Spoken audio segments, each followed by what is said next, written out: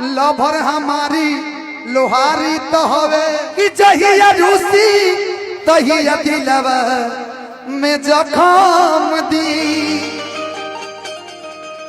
नाम धैले बिया खुशी इहे गम दी।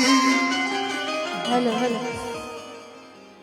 ये सही बात बा जान तरीका है का है कि दिल दो किसी एक को और भी किसी नेक को और ढूंढो जब तक मिल ना जाए देते रहो हर एक को। कितना लोग के देवे के विचार बा आज। धन्यवाद देते रहे वहां यही देते रहे। अच्छा किसी के पास चश्मा है भाई? चश्मा दरोगा जी राव चश्मा दे न दी लेकिन वो पावर वाला हो। हाँ ये है ना एक बार लगाइए ना। ये वाला नहीं ना ठीक है दूसरा दीजिए। अनुपमा जी आपके पास है? यहाँ किसी के पास चश्मा नहीं है? भोजपुरी की बहुत ही अच्छे आप सबकी चहेते सिंगर अनुपमा दीदी है। दीदी को प्रणाम करते हैं यही से।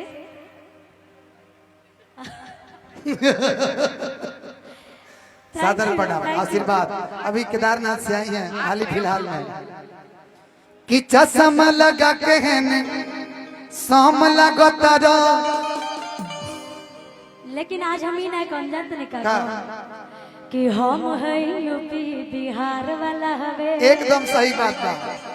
आ हीरो हैंडसम हथियार वाला ना लभर हमारी लोहारी तो हवे कि एकरा के आँख जो नी मोरे हो ये सखी ई हमार वाला हवे। सही बात बा।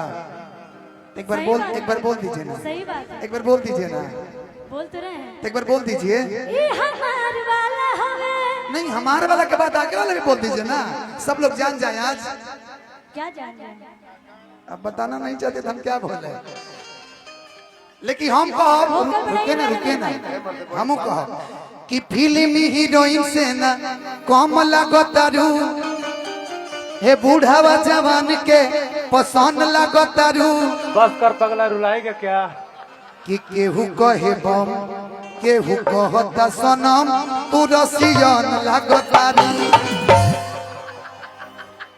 ना। सही बता रहे जब इतना तारीफ करते ली तो एगो लाइन सुन ली। हाँ Khushi I love you serious I love you serious.